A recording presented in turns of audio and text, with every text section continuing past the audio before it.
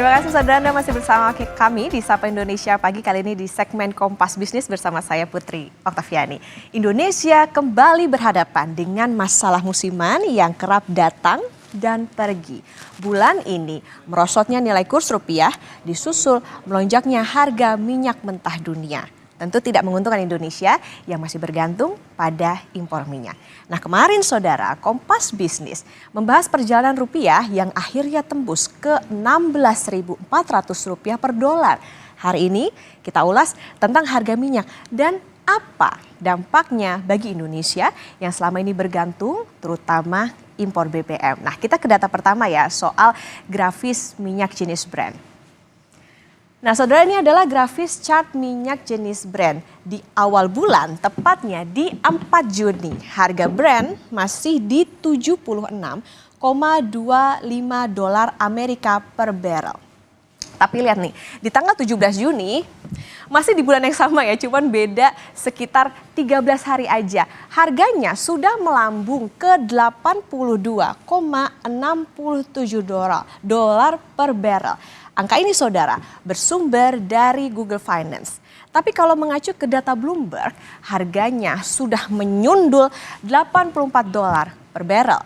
Sebenarnya kalau levelnya nih ada di 82 dolar, ini masih masuk dalam range yang ditetapkan pada ICP atau Indonesia Crude Price dalam APBN 2024. Tapi yang jadi masalah adalah rupiahnya saat ini udah nggak sejalan. Rupiah yang ditetapkan oleh APBN ini adalah di level 15.000 waktu itu ya. Tetapi saat ini sudah tembus 16.300 rupiah lebih. Jadi gapnya ini sudah sangat jauh. Kami kasih catatan saudara, di dunia ada pasar minyak nih ada beberapa jenis. Yang terkenal itu adalah Brent dan juga West Texas Intermediate atau WTI. Nah Indonesia itu mengacunya pada jenis Brent. Karena menurut Kementerian ESDM ini adalah harga yang paling independen sehingga peluangnya kecil untuk digoreng-goreng. Nah apa sih konsekuensinya kalau minyak naik? Yuk kita lanjut ke data berikutnya. Nah jadi apa ya dampak kenaikan harga minyak mentah dunia bagi Indonesia dari sisi fiskal? Nah setiap kenaikan minyak 1 dolar per barrel, maka pendapatan negara itu naik 3,3 triliun rupiah. Ini karena Indonesia itu juga punya produksi minyak atau lifting yang kemudian diekspor. Jadi ada produksi minyak kita yang bukan untuk konsumsi dalam negeri. Tapi jangan lupa saudara, meski ada ekspor kita juga impor minyak loh. Makanya Indonesia disebut sebagai net importer. Ada BBM juga di dalamnya. Nah bagi Indonesia yang masih impor, kenaikan harga minyak 1 barrel juga berarti belanja beban negara naiknya sampai 9,2 triliun rupiah. Jadi pendapatannya naik, tapi belanja beban naiknya juga lebih besar. Apa yang terjadi? Nah inilah yang disebut defisit. Waduh jangan-jangan harga BBM-nya bakal naik. Nah kita ke data selanjutnya. Dolar dan minyak mentah ini sama-sama mendidih ya. Apakah masyarakat harus langsung panik? Nah seharusnya enggak ya. Karena Indonesia itu meskipun sebagai net importer minyak punya perlindungan daya beli yang bernama subsidi. Tahun ini nggak tanggung-tanggung saudara. Nilai subsidinya itu di 189,1 triliun yang ini nih. Lebih besar dibandingkan dengan realisasi tahun lalu, yakni 159,6 triliun rupiah. Bahkan sebenarnya tahun lalu ini juga sebetulnya melebihi target yang dipatok oleh pemerintah, yakni 145,3 triliun rupiah. Nah apakah tahun ini akan berulang jebol dari target? Nah subsidi BBM kan dapat. Subsidi listriknya dapat, subsidi gas dapat, bansos dapat. Tahun depan, ingat, dapat makan bergizi gratis juga. Baik banget ya negara ya. Atau sebenarnya ini justru jadi bom waktu bagi kesehatan APBN.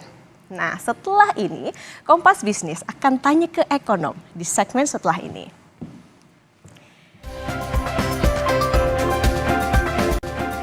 Saudara, rupiah terpuruk, minyak mulai mendidih. Jika kondisi ini bertahan di masa mendatang, pilihan mana yang paling logis bagi pemerintah? Jebol subsidi demi daya beli atau menaikkan harga BBM jual ke masyarakat? Nah, Kompas Bisnis pagi ini akan tanya ke Putra Satria, Head of Research Bahana Sekuritas. Selamat pagi, Mas Satria.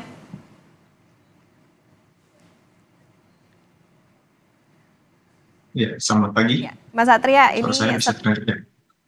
Ya, Mas Satria, setiap minyak naik $1, ini kan pendapatan negara naik 3,3 triliun. Tapi yang jadi catatan beban belanjanya juga ikut naik, jadi 9,2 triliun. Ini rumus APBN kita, Mas.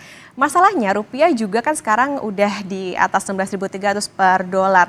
Padahal range APBN kita waktu menghitung mungkin 15.000. Nah, masih relevan nggak sih hitungan rumus tadi, Mas Satria? Iya, betul. Jadi kalau dalam kondisi sekarang, seperti harga minyak melonjak naik, itu resikonya buat perekonomian Indonesia itu ada dua, yaitu untuk defisit di fiskal dan defisit di neraca eksternal. Itu kalau di defisit di fiskal itu berkaitannya dengan anggaran negara, defisit di eksternal itu berkaitannya dengan nilai tukar rupiah. Jadi memang ini kalau istilah bahasa Inggrisnya itu double edged sword. Jadi kalau misalnya naiknya harga minyak ini merupakan double edged sword bagi uh, perekonomian Indonesia gitu. Jadi dari sisi fiskal itu anggaran kita kan relatif terbatas yang memang sudah dianggarkan untuk misalnya untuk belanja pemilu, misalnya untuk belanja infrastruktur termasuk IKN. Sekarang harus keluar lagi lebih banyak untuk belanja subsidi dan nominalnya ini cukup besar ya, sekitar 150 hingga 400 triliun tergantung dari harga minyak sendiri.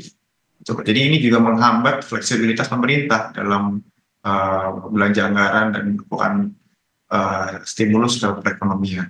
Di satu sisi, ini juga ada defisit di neraca eksternal, dan ini berkaitan dengan nilai tukar rupiah. Sepertiga dari pembelian dolar di domestik itu berasalkan dari untuk tujuan impor BBM. Dalam hal ini itu Pertamina, sekitar 2-3 miliar dolar per bulan. Jadi artinya kalau misalnya harga minyaknya naik, itu Pertamina harus belanja falas atau belanja dolarnya lebih agresif lagi di pasar sekunder atau melalui bank-bank. Dan ini yang kami pantau dalam 2-3 minggu terakhir ini, belanja agresif dan terutama akibat dampak kenaikan harga minyak ini juga berdampak pada pelemahan nilai tukar rupiah sekarang. Oke, artinya harus hati-hati juga ya, karena ini bisa berdampak atau resikonya adalah membebani APBN lebih besar lagi. Nah, Mas Satria, apakah harga minyak ini prediksinya gimana sih? Akan naik nggak sampai akhir tahun? Proyeksinya berapa kira-kira? Nah, ini ada satu istilah pasar modal ya. Memprediksi harga minyak adalah satu variabel yang paling sulit untuk dilakukan. Jadi kita hanya bisa melihat dari sisi supply dan demand kan, gitu loh. Kalau dari sisi supply itu sampai sejauh ini memang Arab Saudi itu masih mengerem produksinya, gitu loh. Rusia juga masih mengerem produksinya.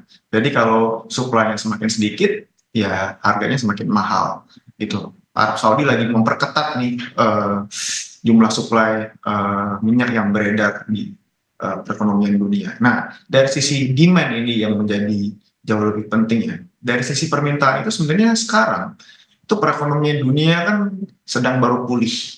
Jadi Cina itu sedang dalam kondisi yang tidak bagus, dan bayangkan itu harga minyak sekarang sudah berada di 80 US dollar per barrel dengan kondisi Cina seperti ini yang sudah sangat melambat. Jadi kalau misalnya kita memprediksi perekonomian Cina akan lebih baik di semester 2 tahun ini atau di tahun depan, di tahun 2025. Berarti harga minyak masih bisa naik lagi. Karena Cina adalah importir minyak terbesar di dunia. Dan juga variabel yang penting untuk diperhatikan adalah Fed Funds Rate atau tingkat suku bunga di Amerika Serikat. Bayangkan, sekarang harga minyak sudah di level 80 dolar per barrel saat suku bunga global itu di 5%. Terakhir kali suku bunga global di 5% adalah di tahun 98 saat krisis finansial seluruh dunia di Asia terutama ya.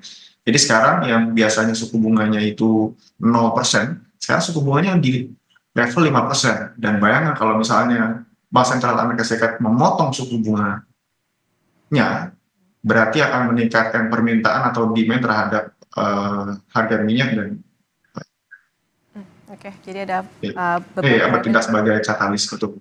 ya, yang harus ya, jadi catatan ya tadi misalnya yang dikhawatirkan juga kalau tadi supply-nya sedikit begitu ini justru juga beresiko harga minyaknya terus naik. Nah, kalau misalnya kita bicara soal resikonya tadi harga minyaknya misalnya terus naik atau higher for longer, dampak apa sih sebetulnya akan dirasakan pemerintah dan tentunya ke masyarakat, Mas Satria?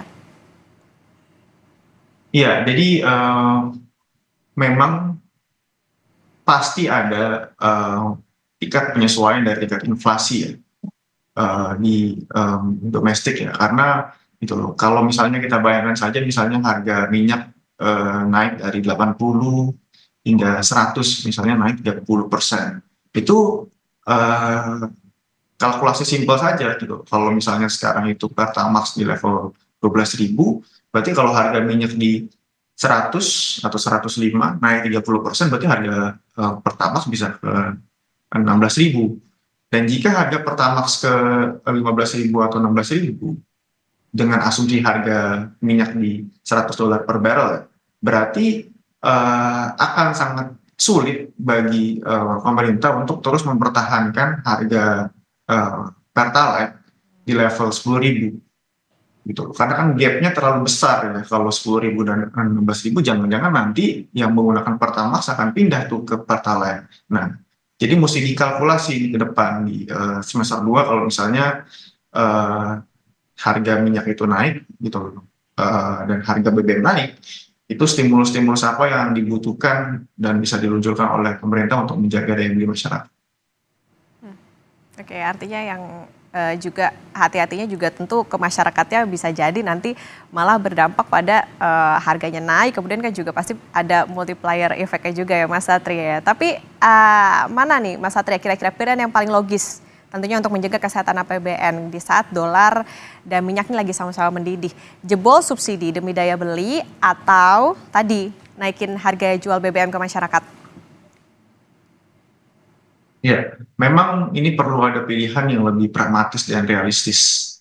Dari sisi fiskal, memang perlu ada pengetatan lanjutan ya. Jadi saya mengerti kalau dalam beberapa bulan terakhir ini diskusinya adalah mengenai fiskal yang ekspansif, ekspansif, dan ekspansif gitu untuk belanja pemerintah yang untuk mendukung pertumbuhan dan lain-lain. Tapi investor itu biasanya melihat eh, satu situasi dengan rasional ya. Jadi dilihat nih apakah ada uangnya, apakah realistis dan lain-lain. Dan biasanya untuk memancing investor dan dana modal masuk di situasi sulit seperti ini dibutuhkan anggaran fiskal yang pragmatis.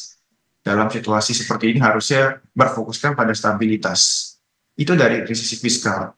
Dan yang sama persis juga dari sisi yang moneter. Jadi jika misalnya sekarang rupiah sedang melemah, sekarang harga minyak sedang naik, berarti inflasi akan naik. Itu merupakan suatu keputusan yang logis atau rasional bagi Bank Indonesia untuk kembali menaikkan suku bunganya dalam dua atau 3 bulan ke depan lah. Gitu. Jadi kami mengasumsikan di Bahana Sekuritas sampai akhir tahun Bank Indonesia rate masih akan naik 25 basis point lagi ke 6,5% dari sekarang ke 6,25%. Mungkin bulan depan atau 2 bulan lagi. Oke, kalau pilihannya adalah ya mau nggak mau pemerintah juga harus naikin harga jual gitu. Nah kan tapi kalau kita lihat tahun depan nih rencananya juga akan ada program-program ambisius. Ada makan sehat gratis, terus juga di pemerintah Prabowo Gibran bisa dibilang nih bakalan banyak ada rebutan anggaran negara nih karena ada program baru itu yang mungkin memakan cukup besar dari porsi APBN. Nah pemerintah kira-kira cari duitnya dari mana nih Mas? Naikin pajak, pangkas subsidi, kayak tadi tuh bisa aja naikin harga BBM subsidi atau apa alternatif lainnya? Iya, dan jangan lupa kalau menaikkan pajak itu juga mengerem pertumbuhan ekonomi loh, gitu.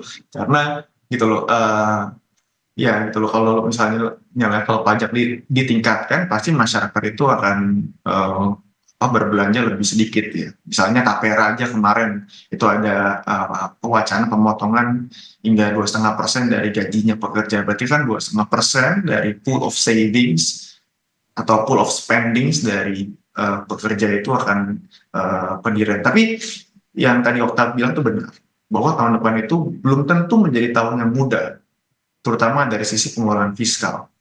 Dan berdasarkan pengalaman saya di pasar modal, investor itu akan bertindak sangat rasional. Jadi untuk sebagai gambaran saja, sekarang dengan defisit yang 2% dari PDB, itu jumlah issuance hutang pemerintah atau gross bonds issue itu lebih dari 1.000 triliun. Gitu. Bayangkan jika misalnya defisit ini akan dinaikkan misalnya dari 2% jadi 4%. Jadi kita butuh tambahan 1.000 triliun lagi tuh.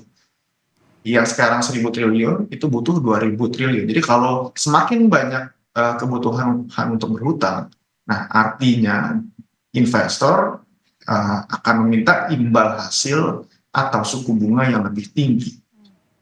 Dan sebagai gambaran saja ya, bukan hanya tadi untuk program pensiun gratis, untuk misalnya pembangunan IKN dan infrastruktur, untuk belanja subsidi, untuk pembayaran hutang jatuh tempo pemerintah.